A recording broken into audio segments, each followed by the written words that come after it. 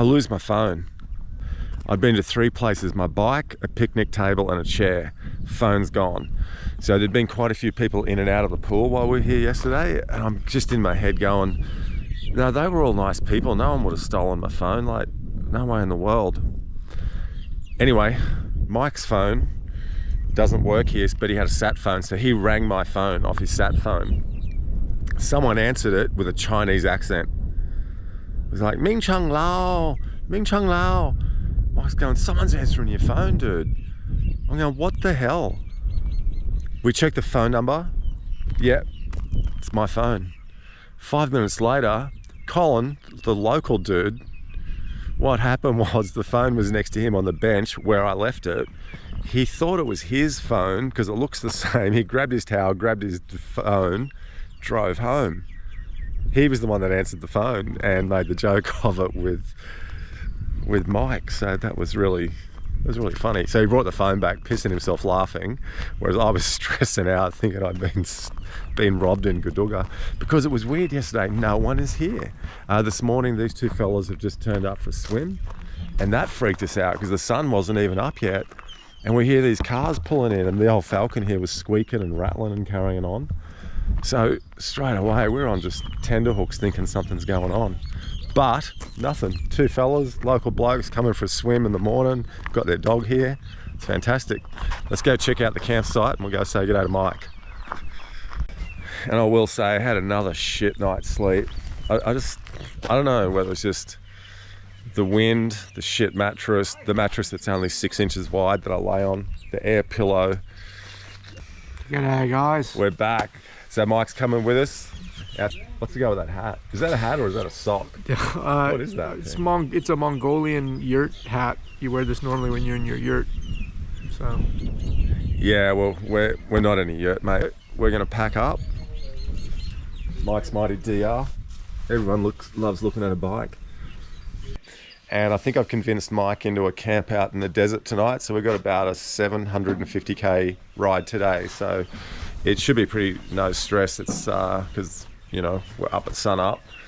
We'll be out of here within probably 20 minutes to half an hour, and I think we'll head down the road and get brekkies somewhere, maybe in Burke.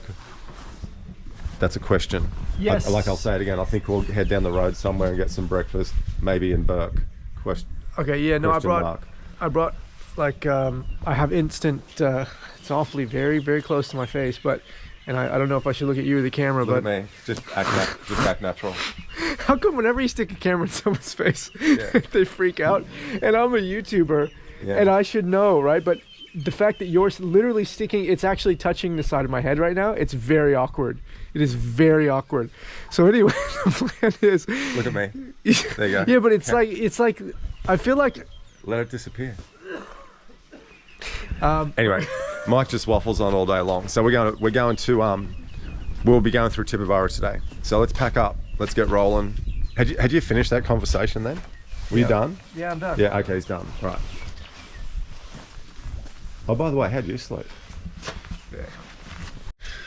Hey, I'm just going to say now as well, yesterday we had 3 young local kids come over and hang out with us for probably an hour. I can't put them in the video because you've got to get parental release and all this to put, you know, minors on videos in Australia. So. Awesome kids. Thanks, lads. I hope you all follow your dreams and continue doing what you're doing with your sporting activities, with your football, and hope to see you on the big screen playing NRL one day. So cheers, boys. I literally run off my Garmin watch and I'm constantly checking my heart rate, and there's a thing called body battery. And your body battery is how well you recover through your sleep. So last night, I'm going to show you my stats on last night. So typically I sleep 9 hours a night and I wake up with a body battery of say 85 to 95 out of 100, which means good energy level, right to go.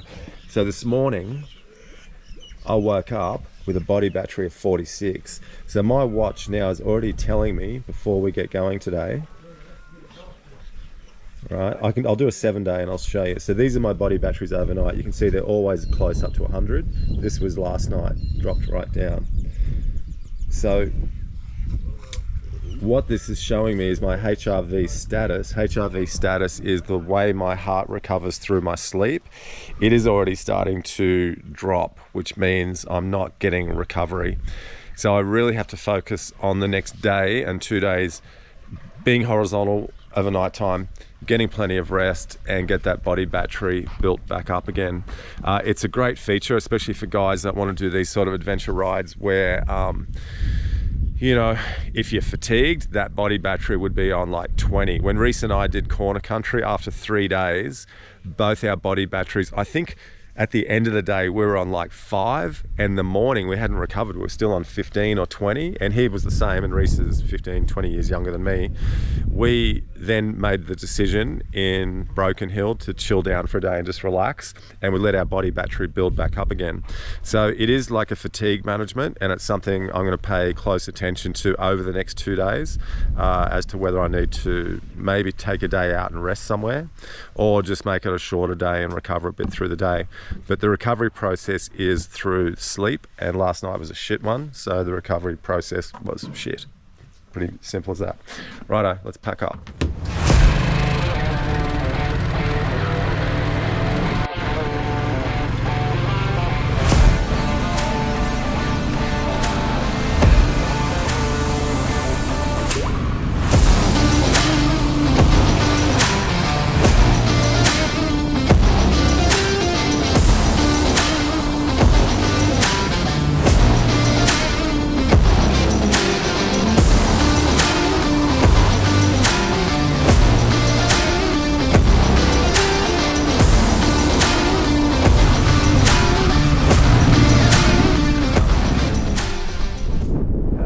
At this thing. Check this out, eh?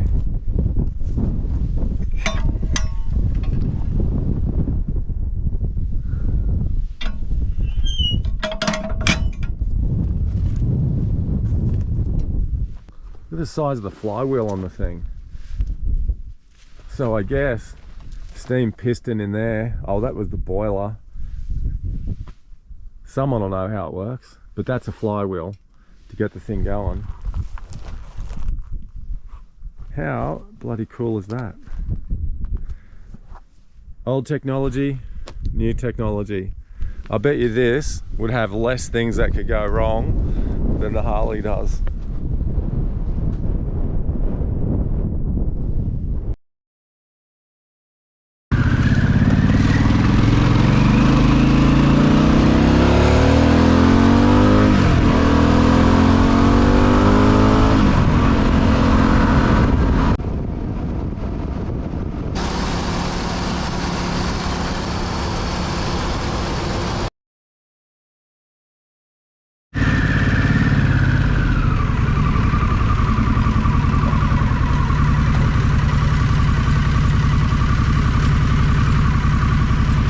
Has that side got the good super, the 95? It's not working?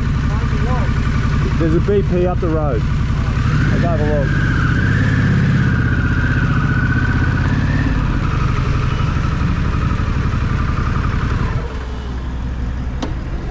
look. So from here we're going to like hot foot it towards Tibooburra because we're going to try and burn more Ks because we've got limited time. So now we're at Brekkie. This guy, local radio station, said to go to the bakery. Let's do it. Bakery it is. Bakery. I'm sure they'll make you a gluten-free pie if we just hang around for like 3 hours or something. Hey, look. Mr. Sensitive. Rightio, let's get going. We'll go find this bakery and have Brekkie.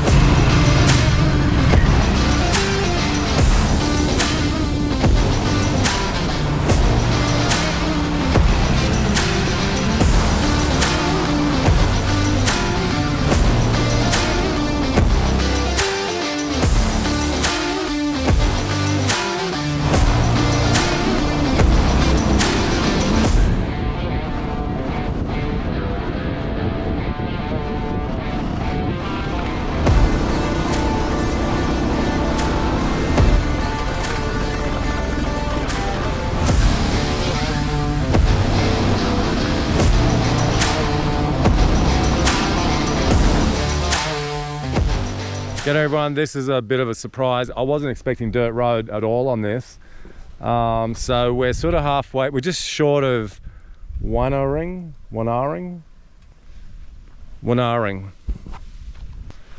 Man, how good, eh? How exciting that we hit some dirt. So what we might do here, do you want to space out so you don't need dust? It's only about 30 k's to the next town, so I'll just let me scoot ahead a bit to get out of the dust. And then you can have a nice clear run. If you don't get there in half an hour after me, I'll come looking. Simple. Cheers, man. See ya. And I don't really like riding with him either.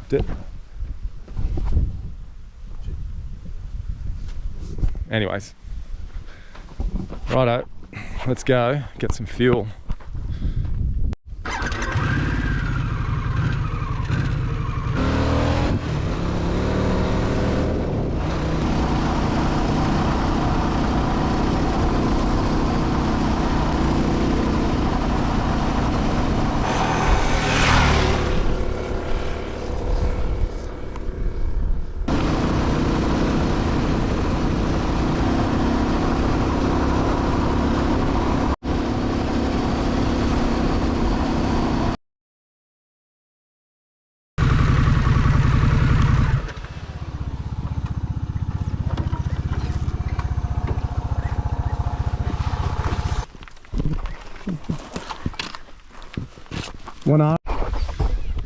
So just asked them here at the shop, apparently from here to Tibooburra is 230 k's and most of it is dirt, probably pretty similar to what we've just been on, so should be fine. You can kind of sit on 90 to 100, 110, but I'll probably back it off now and just sit on around 90k an hour. So we just did 220 kilometers and I used 10 liters. So that's pretty much on track of what I was saying before, you know, roughly 5 litres per 100 k's, which equals 60 miles per gallon. And I think Mike's, okay, so he used only half a litre more. So we filled up at the same spot. So his DR, this is a great comparison for people out there. The DR and my bike are pretty much same on fuel, which happened when I did the ride with Reese as well on the XR650. We were like literally going litre for litre through the whole trip. So we both have pretty much the same tank capacity and we both have, I think he's got 8 litres and I've got a 10 litre spare. So we'll need that from Inaminka onwards. We need about a 450k range. So we'll need our extra fuel for that. So it's good to know. It's good if you're riding with other guys, work out your fuel, you know, just work out, do the maths and just go, all right, we're running literally the same or whatever. So, yeah, man, it's bloody hot. It's probably 32, 33 degrees. There's no one traveling out here. That was 240 k's. We saw 2 cars. So we got 230 to go to Tibooburra. It is midday New South Wales time. So we'll get there at probably, I'd say 3 p.m. New South Wales time. So we'll probably stop midway, go get fuel. It'll still be hot, so we'll probably relax a little bit on the way there, and then we'll head out of town and get a bush camp somewhere tonight. But we don't want to get to a campsite too early. Righto, let's hit the road.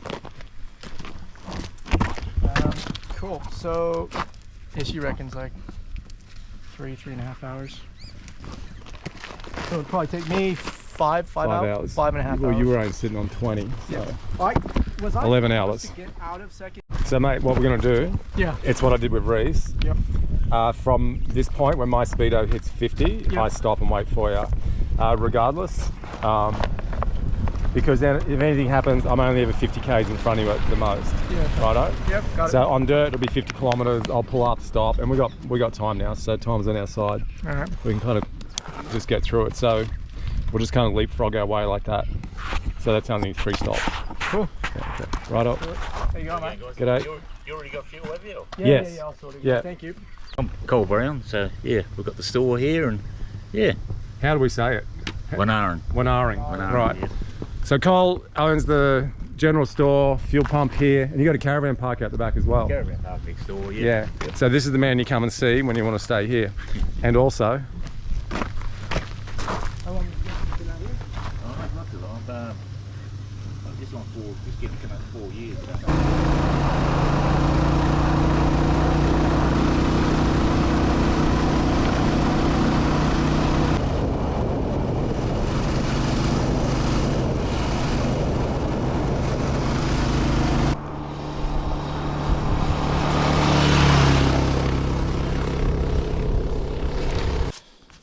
Time to drop the pressures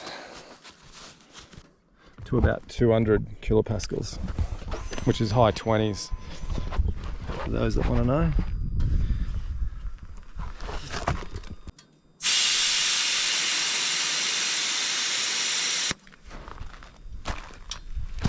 Right, I've only dropped them down. I've dropped them down to 30 psi front and back. Ugh, close enough to it anyway. 210, what are we? 214, 222. Yeah, about 32 psi, between 30 and 32. So we're going to give that a crack, see if it feels a bit more supple over the bumps. Oh, getting hot. What are we? 33 degrees.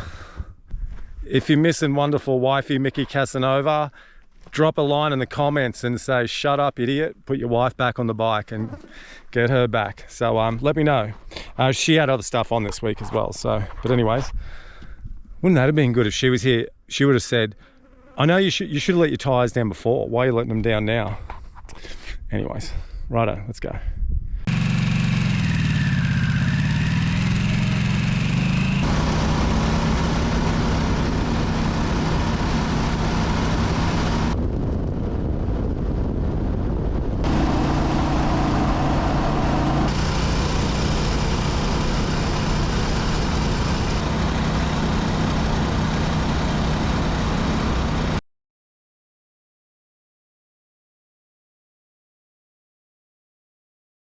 Fuck, I really lost my bike helmet.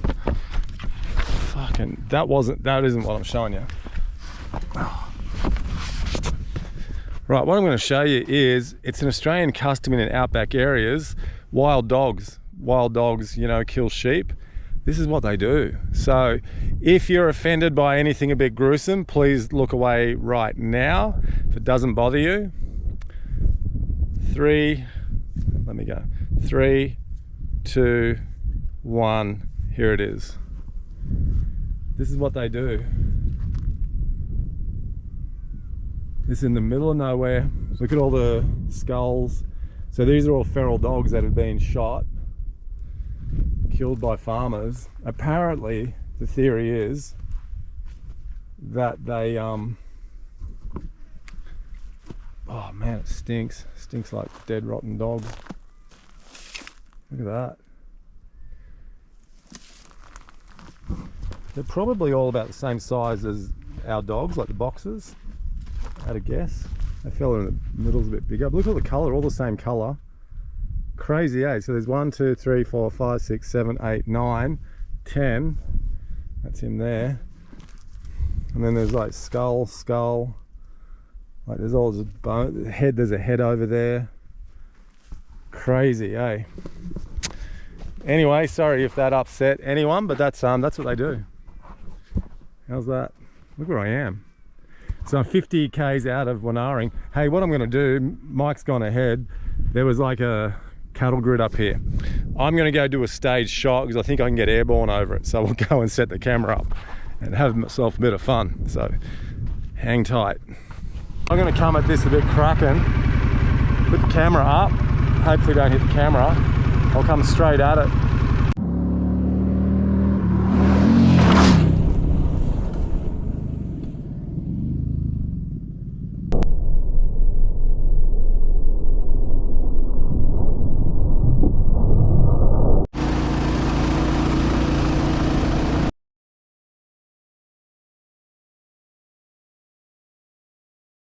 So it's about 160 to go. Yep. Oh, so clever. You didn't charge your battery, you dickhead.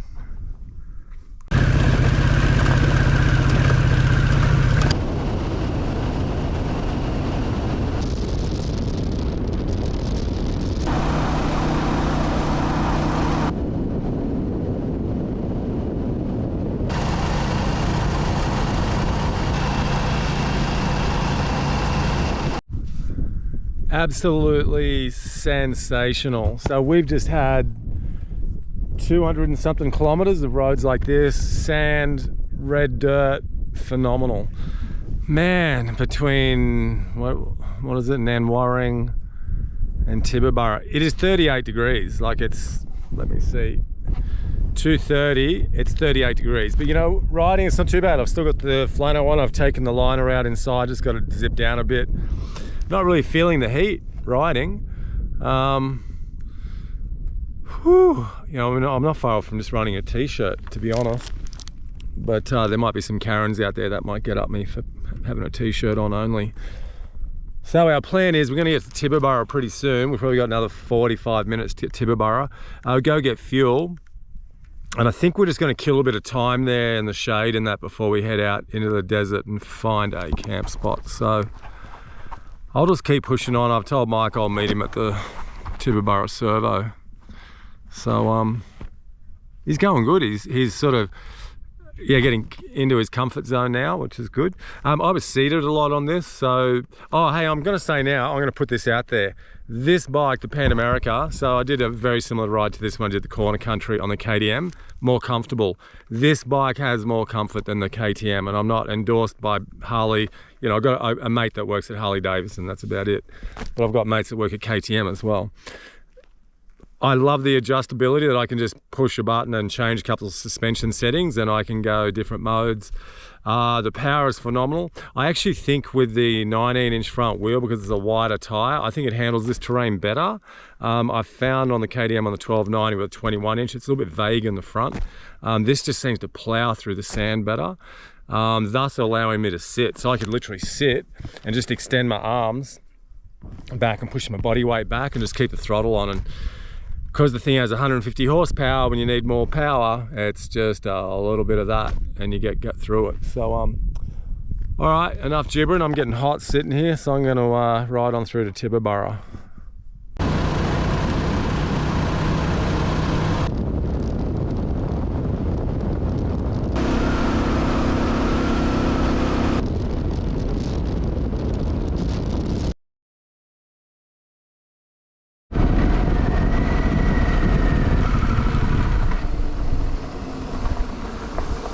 It's 3:30, so 8.5 hours. We did about 670 Ks, 300, that was on dirt.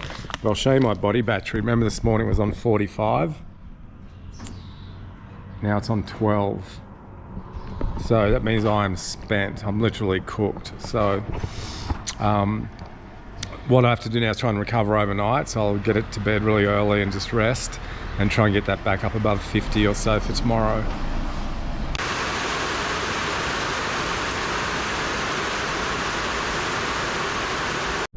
Craziest afternoon, big storms just pushed through. This is now pretty much where I kind of made the decision, why not do this on a Harley? So here I am, doing it again. And this is where I wanted to come with Di, so she'll be watching this, Mickey Casanova.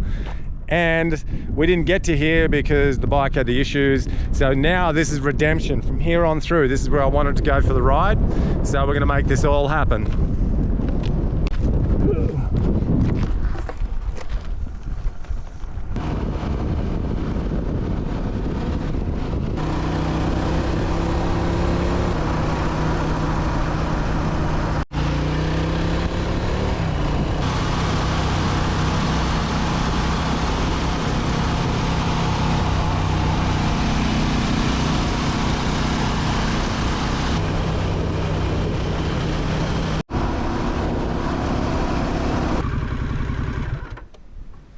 I'm going to slide my forks all the way down, so I've got another 7 or 8 mil.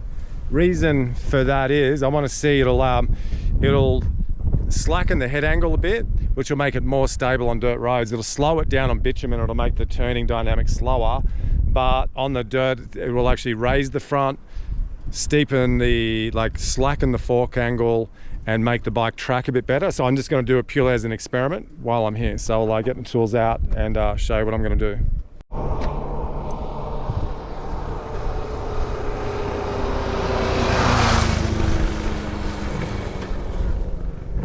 Let's fuck with Mike. It's all over, man.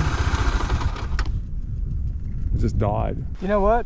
When you asked me what bike to get, yeah. Do you know what bike I didn't tell you to buy? What? That? A Harley Davidson. Yeah. And there's a reason for it, mate. Why?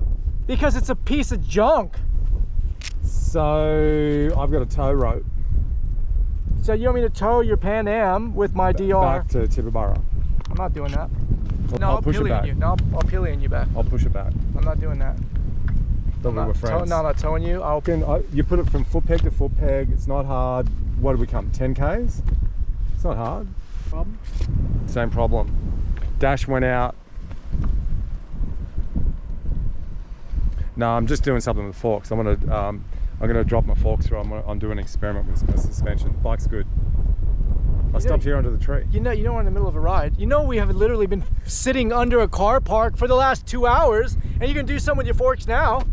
Are you serious? I'll walk away from these kind of arguments. No, because I wanted to do it now. And it's like, we're getting closer to the storm, so I'll do it now. Just chill down, man.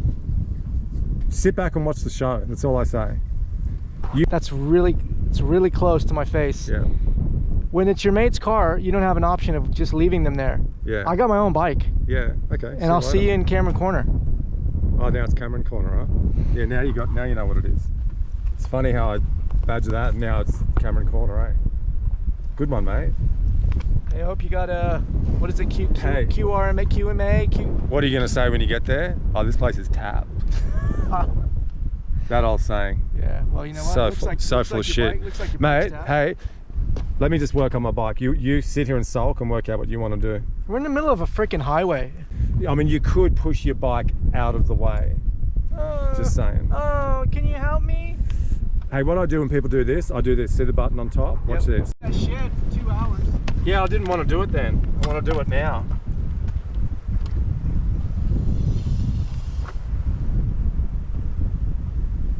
Same bro, different language.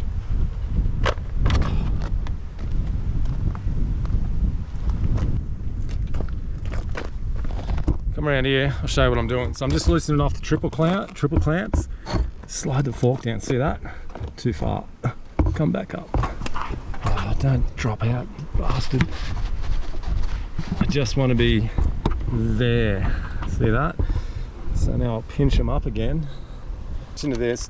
A 1mm change on a motocross bike makes a considerable difference in its cornering ability. So there's no reason why, 3, 4, 5mm on a big bike like this will change the cornering dynamic and the steering dynamic of the bike. So that's what I'm doing. What I've done now, forks are extended pretty much out to their maximum. I'm going to ride it and I'll come back to you with what I think of it. And I just had a yarn to Mike about, he wasn't aware of setting sag, etc., and how important it is on bikes. So if you want more information about that, jump in my comments and I'm more than happy to give you a link to read rather than me explaining it. All right, cheers. Look it up, how to set the sag on your adventure bike. Yeah, they're critical things and good information to know.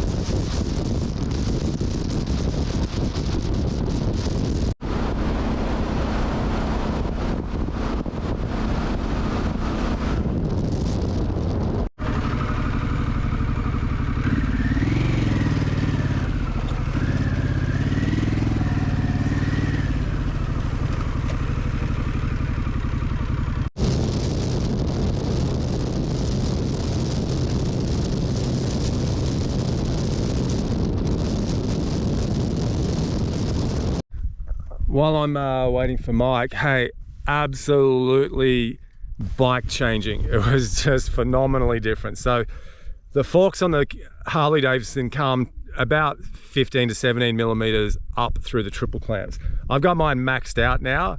My God, on dirt roads, sorry KTM owners, this is so much more stable than the 1290 ever was. I haven't ridden an 890 or a 790, so I wouldn't know on them, but commenting, I've been on this road and I've ridden the 1290 along a shitload of dirt roads. This thing is just breathtakingly amazing at speed. Like 120, the sand is, this deep in patches, like 6 inches deep. The thing just tracks dead straight, slight little waver in the front. Man, so I guess the thing is now getting used to it on bitumen, because I think I really like this off-road.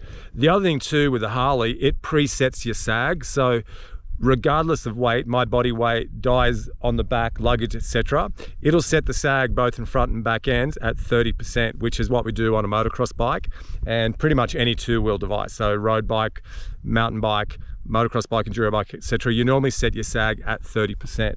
The Showa suspension on these Harleys does it automatically, calculated on what the first initial load is on the bike. It'll then set the sag at 30%. So mate, this thing is a absolute effing weapon on dirt roads. Phenomenal, blowing my mind. So glad I did this ride, so glad I did this redemption ride. I feel so confident with this bike now. It's going to do this whole trip and absolutely shit it in. Better touch wood saying that, but let's see what happens. I'm a happy camper. So here comes Mike now. We're gonna go over and check out this dam here and probably get a photo opportunity.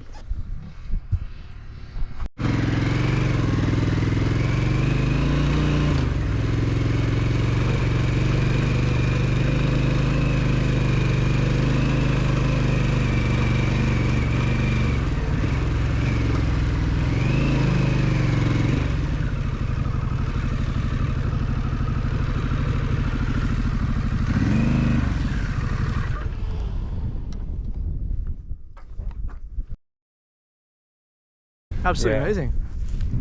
Like this, where else can you go and there's just nothing. You're just out here. Hey, you know what we need? Now's drone shot.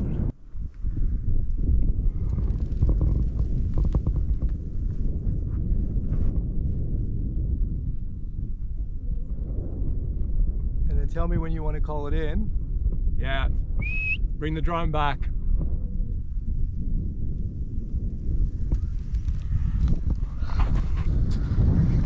How's that, boys? Fully trained drone pilot.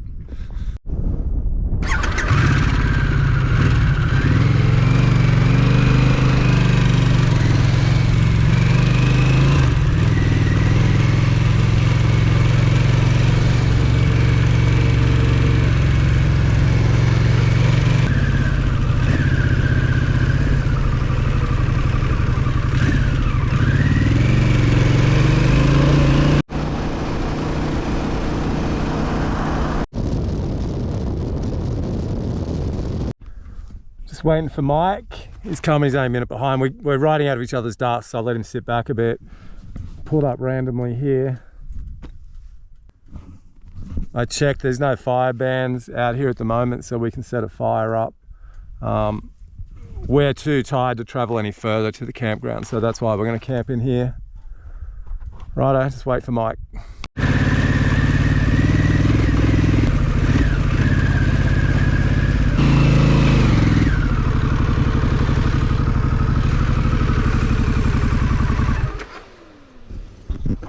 This is it. Let's camp here.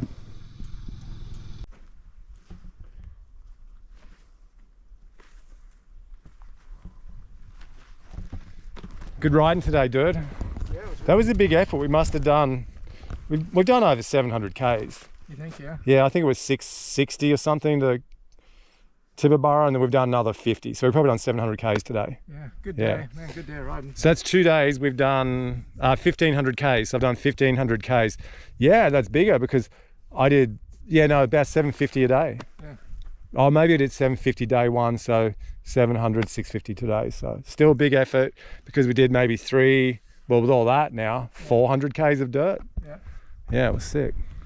Beautiful. I Right, just man. can't get over the scenery, man. This is absolutely amazing. Yeah. And it's so quiet. No So good. generators. It's just quiet. So, and the temperature's dropped. Yep. What does that feel like to you now? Maybe 25 or something? Yeah. It's pretty, yeah. I was thinking it would still be hotter, maybe when the sun comes back out, but we've only got another hour of sunlight, so we'll get cracking, set up our camp and get a fire going, cook me some dinner. Oh, I'm doing a cooking show tonight. Are you? Yeah, so stand by, got a cooking show coming at you. That's what every adventure bike guy does now. We're making our moto vlog a cooking channel. So stand by, it's gonna be really exciting. Something special to bring to you. Can't I just flick the stuff on here? Doing it wrong. I'll just stay awake. Hey, I'll give you half an hour, then I'll go get a cigarette lighter. Why doesn't it just catch on fire? Because that thing's just shit. It's stupid. It's not shit. A cigarette lighter takes up half that space, mate. Can we work together instead of trying to work apart? I am. I'll go get the cigarette lighter. I can hand it to you. This is Mike's little setup. He don't care if it rains. This stuff would catch. Oh, mate, give up. I'm cooking. I'm doing my cooking show right now. Is there any reason you put your chair so close to mine? Do you have Mate, that's too close. There you go. 90. Yeah, fucking great. Right there. Whatever. How good is this? Flies? Flies are great. Now, just how good this is. I'm going to, so now a cooking show. Apparently I've been making my noodles wrong. So K-Dex and Nathan, thank you both. What I was doing was I'm going to go through and show you the proper way to make noodles. According to my Indonesian friend and my friend living in Indonesia, my Aussie mate, they said I was doing it wrong. So get the water up to temperature. I did that last time. What are you doing, man? Look at Commando Joe over here.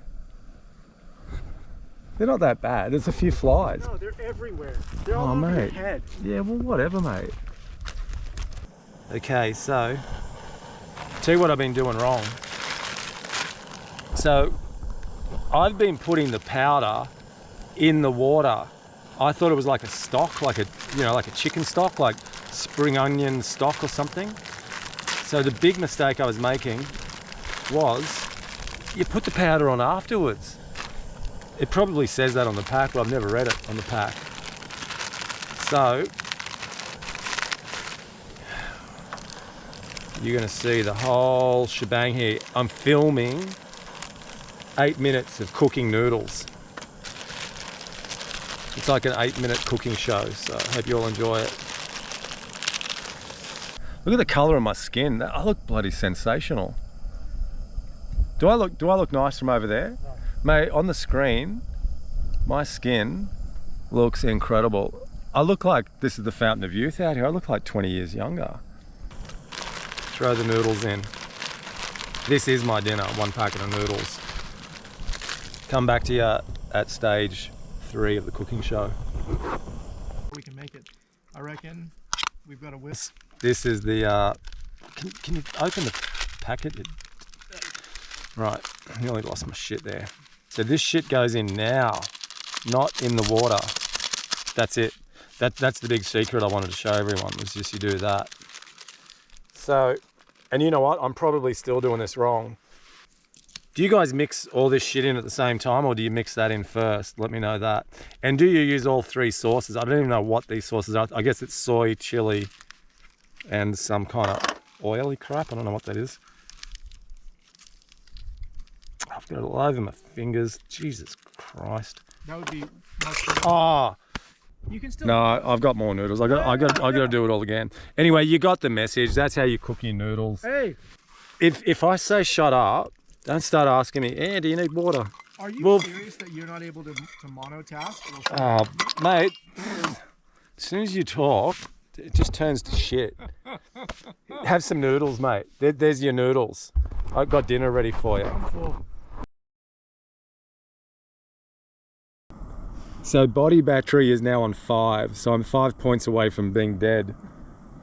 So if it's 5 out of 100, that means I'm absolutely spent. I reckon I spent 5 of my energy points on the spilt noodles. So I need those noodles, and I've only got 4 packs left after this one, so hopefully, I nearly knocked these ones over as well, so hopefully I'll be right.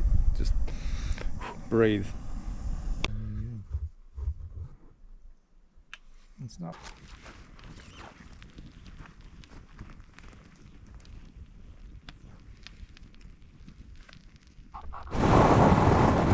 Holy shit, it's like midnight and we've just been slammed by this crazy windstorm.